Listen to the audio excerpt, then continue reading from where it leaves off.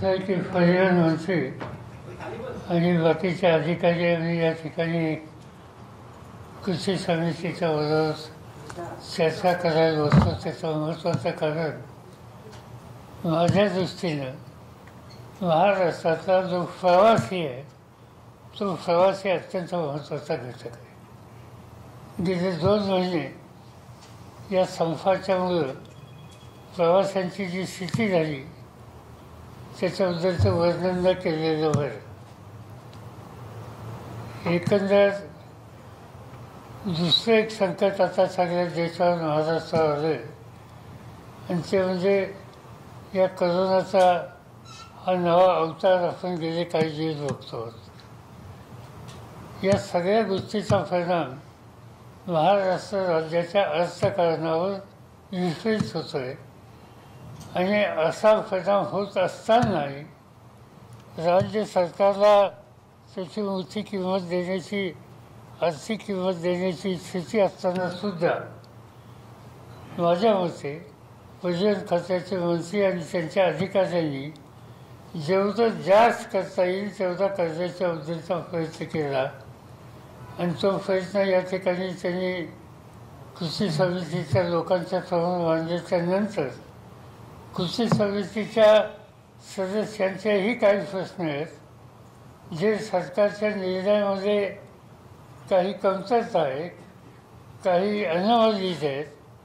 हे कृषी समितीने या ठिकाणी नजरेला आणून दिल्यानंतर त्याही बाबतीत एक सकारात्मक निर्णय घेण्याची तयारी मंत्री महोदयांनी या ठिकाणी दिली आणि मात्र ही तयारी करत असताना त्यांनी ही गोष्ट स्वच्छ केली की एस टी चालू झाली पाहिजे, कर्मचाऱ्यांनी सेवेत यायला पाहिजेत.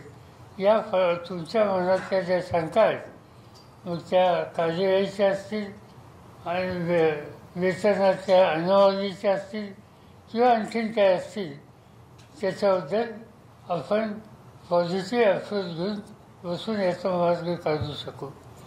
मला आनंद एका गोष्टीचा आहे की कृषी समितीचे सगळे 20-22 कामगार संघटनेचे जेवढे प्रतिनिधी आहेत त्या सगळ्यांना कामगारांच्या हिताच्या बद्दलचा जसा त्यांचा आग्रह आहे आणि तो जास्त आहे, पण त्याबरोबर प्रवाशांचं हित आणि एस टी टिकली पाहिजे याहीबद्दल कामगार संघटनेच्या सगळ्या लोकांचा आग्रह आहे.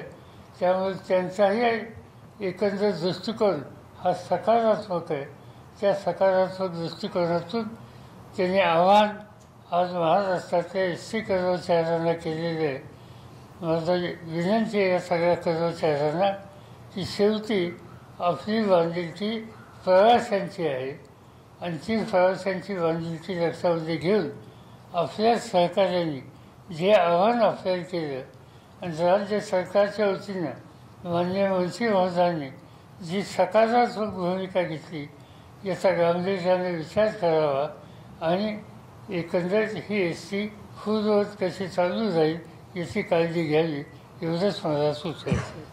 साहेब असा काय मंत्र दिला कर्मचारी संघटनांना की ज्याचा दृष्टिकोन 2 महिन्यानंतर सकारात्मक झाला, जी आपली प्रवासी पळवलेली होते कोरोना संकटात अनेकांना परीक्षा किंवा काही वेगवेगळ्या कारणांसाठी एस टीला मुकावं लागलं, असा कुठला मंत्र दिला की सकारात्मक 2 महिन्यानंतर यांचा दृष्टिकोन? फक्त माझ्या माहितीप्रमाणे सुरुवातीपासून हाच दृष्टिकोन होता. पॉईंट असा आहे की पहिल्यांदा मी हे असं बघितलं की कामगार संघटना जे त्या संघटना त्यांचे सगळे सहकारी वर्षोनवर्ष एखाद्या संघटनेच्या कामगारांच्या हिताची जपणूक करण्याच्यासाठी वेळ देतात, संघर्ष करतात, त्यांचं आम्ही ऐकणारच नाही असं काही लोकांनी भूमिका घेतली आणि त्या भूमिकेच्या संदर्भात कामगारांच्या मनामध्ये बहुतेक संभ्रम झाला असावा आणि त्यामुळं त्यांना आवश्यक असा प्रतिसाद मिळाला नाही. त्यामुळेच खरं म्हणलं तर हे 2 महिने गेले, नाही तर हे 2 महिने अशी जाण्याची वेळ कधीही आलेली नव्हती. मी अनेकदा बघितलं आहे गेल्या 30-40 वर्षामध्ये माझ्या मते की एस टी कामगारांच्या अशा प्रश्नाच्या वेळेला चर्चा करण्याच्यासाठी माझी उपस्थिती अनेकदा होती आणि त्या सगळ्या उपस्थितीमध्ये मी हे पाहिलेले आहे की कामगारांचा दृष्टिकोन शेवटी एस टीबद्दल आणि प्रवाशांच्याबद्दल विधायकच असतो. काही मागण्या असतात, त्याच्यात काही चुकीचं नाही, पण मागण्या मांडत असताना कुठपर्यंत जावं याचं तारतम्य कामगार संघटनांनी महाराष्ट्रात ठेवलेले आहेत. हे मी अनेक वर्ष बघतो आहे आणि आज त्याला अनुसरून त्यांनी भूमिका घेतली याचा मला आनंद. मुख्यमंत्र्यांनी सभागृहामध्ये स्पष्टपणे सांगितलं होतं की विलिनीकरण तर शक्य नाही आहे. जी मूळ मागणी आजही आझाद मैदानावर बसून जे कर्मचारी करतायत एस टीचे की विलिनीकरण व्हावं, त्याशिवाय तर मागणी केलं शक्य नाही. मग असं की ती विलिनीकरणाची भूमिका सतत सरकारने सुद्धा शक्य नाही असं सांगितले. फक्त आता त्याच्यामध्ये सुधारणा अशी आहे की कोर्टातून त्याच्यासाठी एक कमिटी नेमून त्या कमिटीच्या संदर्भातली भूमिका आम्ही मान्य करू हे सरकारने या ठिकाणी सांगितले. त्यामुळे विलिनीकरणाचा प्रश्न माझ्या मते आता सबज्युडिस आहे, न्यायप्रविष्ट आहे.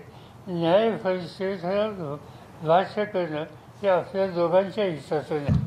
साहेब, एक शेवटचा प्रश्न. सुरुवातीच्या काळामध्ये या कामगारांना भेटवण्याचं काम एका राजकीय पक्षाकडून झालं नाही. त्यानंतर मधल्या काळात त्यांनी त्यातून माघार देखील घेतली, परंतु जे आंदोलन सुरू होतं त्याला एक दिशा राहिली नाही आणि या राजकीय पक्षामुळे सर्वात जास्त आंदोलन भेटलं गेलं असं वाटतं का? असं आहे की मला इथं राजकारण करायचं नाही, मला इथं हा प्रश्न सोडवायचा आहे. आणि तो प्रश्न सोडवायचा असल्याच्यामुळे एखाद्या राजकीय पक्षाने काही भूमिका घेतली असेल, ठीक आहे, त्यांच्या दृष्टीनं जे काही त्यांना भूमिका घ्यायची होती त्यांनी घेतली. आम्हाला प्रवासांचं हित आणि कामगारांचं भलं या दोनच गोष्टी आहेत. त्याच्यासाठी या पाठीमागचं कुणी काय केलं याचं उन्हा मी करायला तयार नाही. थँक्यू.